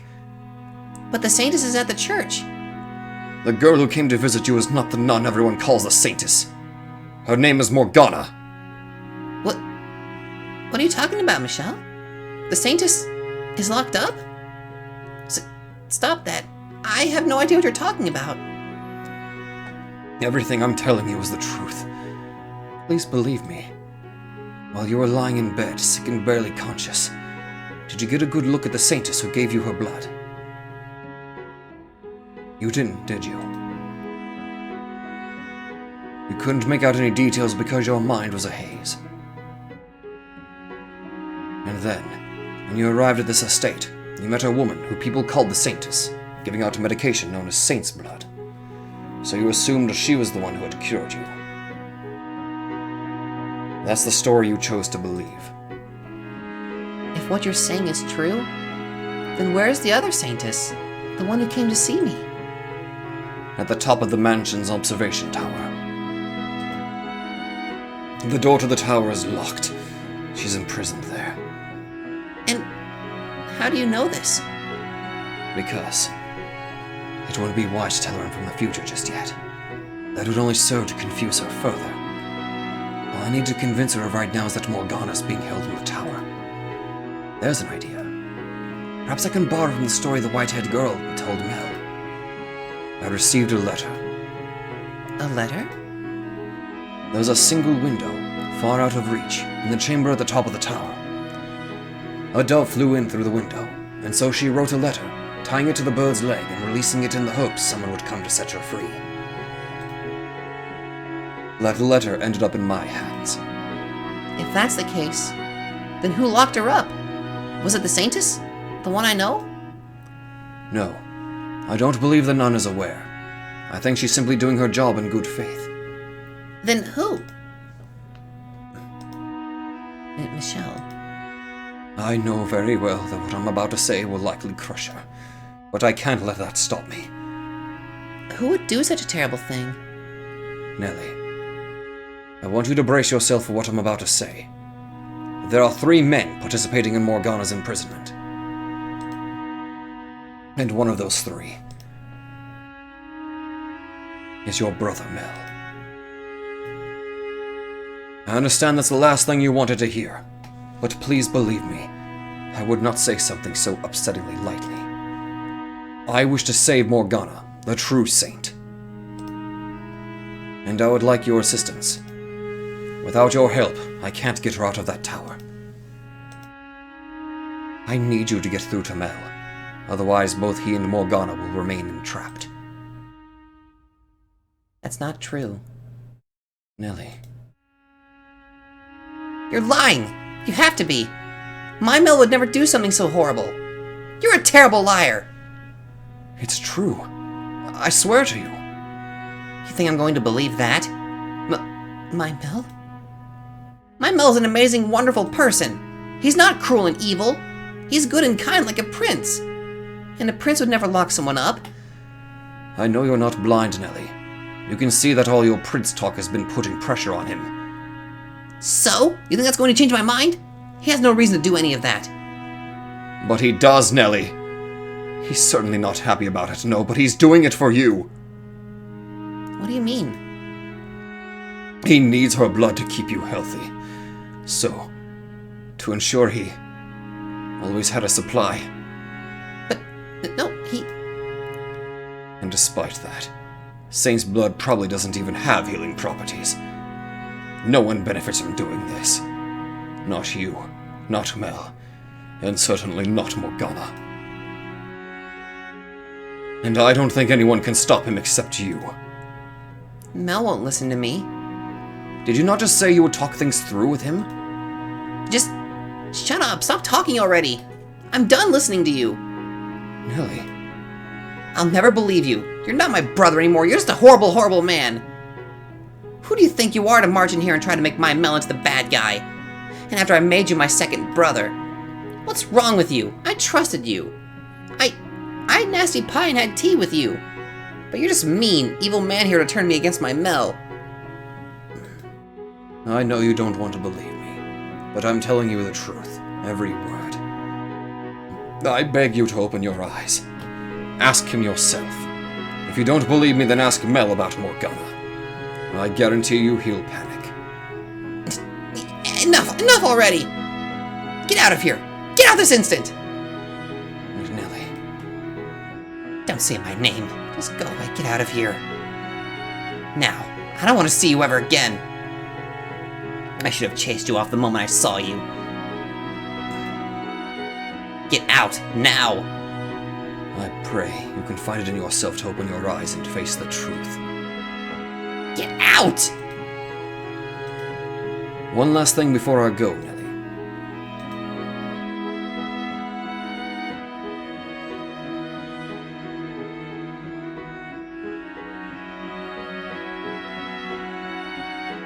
It was my only option. I know that. But I feel like all I accomplished by telling her was bringing her more pain. It's a difficult balance. We just have to pray that you were able to get through to her. I'm sure she'll come around. If only we had a little more time. In 3 days it'll all be over. Morgana and the entire web of people connected to her will die. That's not enough time.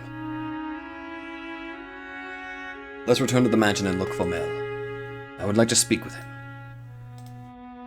If there's a chance we can even get the smallest bit of Nelly's feelings through to him, maybe he'll have a change of heart. Hopefully. It's hardly going to be so elegant, but it's what must be done.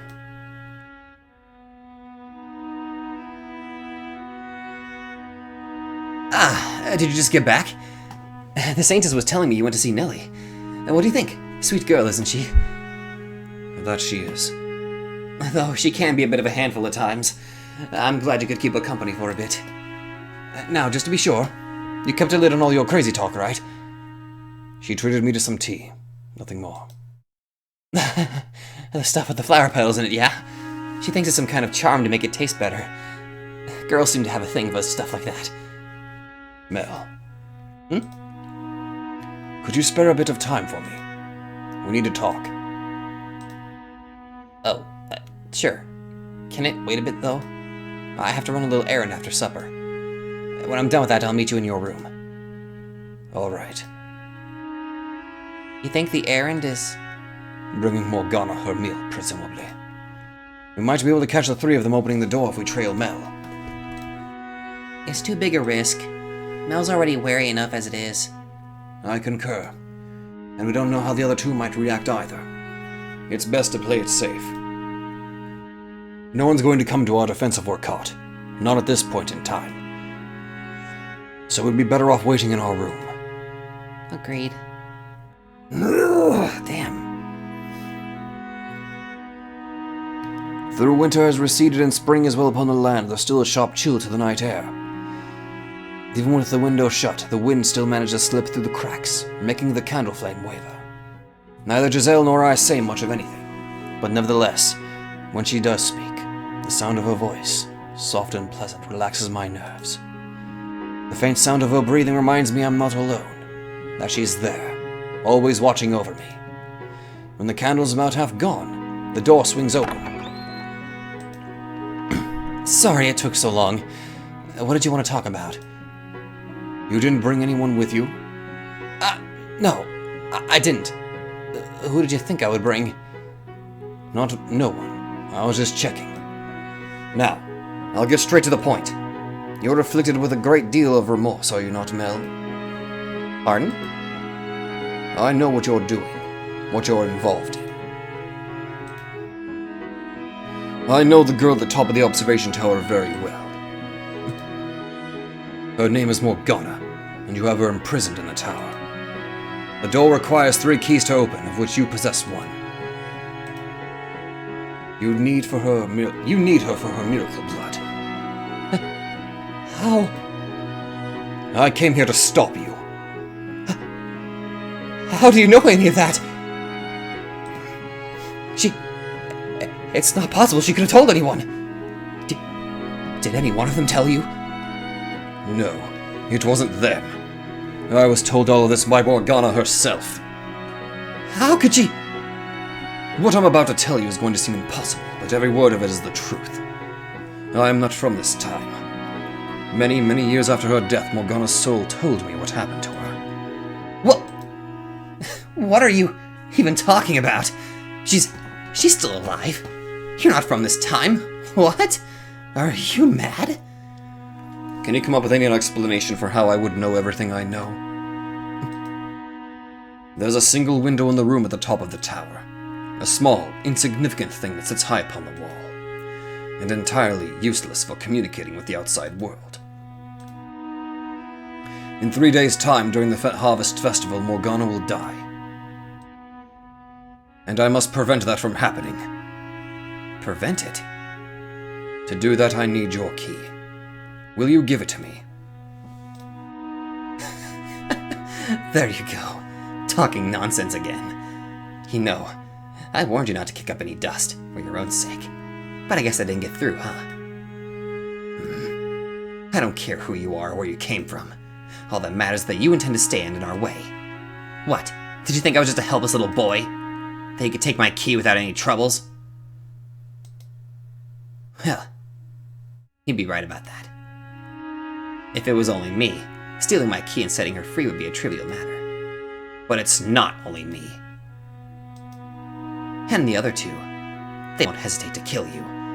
Your life, anyone's life, means nothing to them. You don't know what they're like, how terrifying they can be. They're killers. I know very well what they're like. I'll tell everything you told me. I'll tell them you know our secret. And don't come crying to me when they come for you. I warned you. Is that what you want? Will you find the comfort you seek by being their devoted little slave and keeping Morgana imprisoned in that tower? What else can I? If you feel at all ashamed about your part in this, if you want to do something to correct it, then you need to take that step. You can't fix this problem on your own, no. But I am here to help. I'm not ashamed about anything. Don't lie to yourself. Don't act like you know how I feel. What the hell is your deal anyway? You show up out of nowhere, spouting all this "I'll save you and I'm here to help" rubbish. You need to do this for your sister! See, now that's ridiculous. If I wash my hands of this, I won't have access to the witch's blood anymore. And without that, Nellie can't get better. She'll die without that blood. Her blood has no miraculous healing powers. You only believe it does, making it appear to work. You're mad! Morgana's blood is not curing Nellie. In fact, it may very well be killing her. If you keep giving her that blood, Nellie will also lose her life during the Harvest Festival. What? You're standing on the precipice of a horrific tragedy, and you're going to take everyone down with you if you don't turn back now. What are you? All 3 of you are going to lose everything on the day of the festival. And there's only one way to prevent that. You have to set Morgana free! You're insane. If you think I would believe that. Nellie's going to die? Could you have told a more mean-spirited lie? You're the one who's trying to kill her. I'm just trying to save her. and you're going about it the entirely wrong way.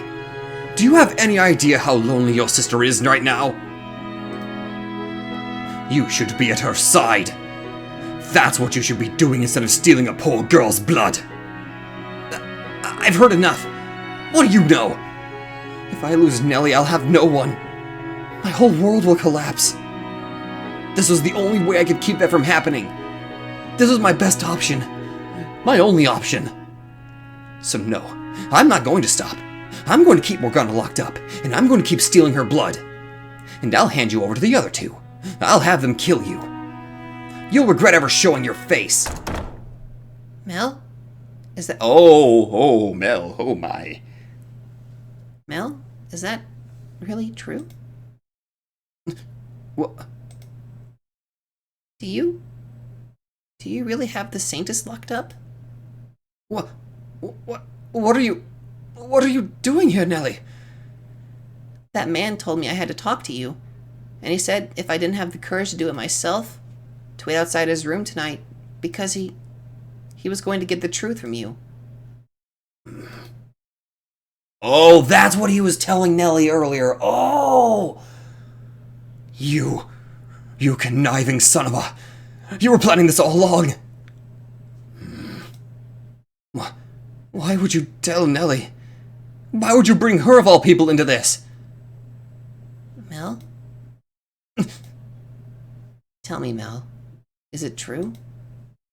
Nellie, Are you really keeping the Saintess prisoner and stealing her blood? And you said you would have him killed? I never thought you were such a terrible person, Mel. I can't believe you would do such despicable things. No, you're not my brother anymore. Nellie! You done fucked up, Mel. Michelle, go after her!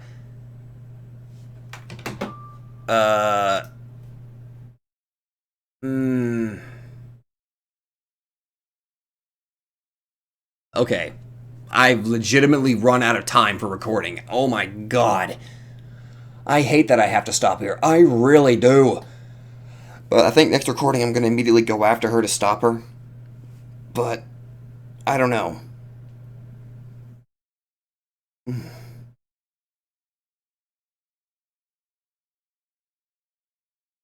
I do not know. I don't know whether I should go after Nellie or basically confront Mel saying, "You done fucked up, bro. You should have come clean," and stuff like that. But, oh god. I think logically I'm going to have to stay to basically convince Mel, you did this. Now give me your fucking key. But I don't know. Anyway, oh my god. Mel, you really fucked up, dude. You really fucked up. And I'm afraid that the choice I'm going to make might make result in me fucking up. But oh my god. Oh my god, I love this novel. Oh my god, I love it. Okay, anyway. I think logically I'm going to have to go, I think I'm going to have to stay in here, because if I go after Nellie, Mel might do something drastic.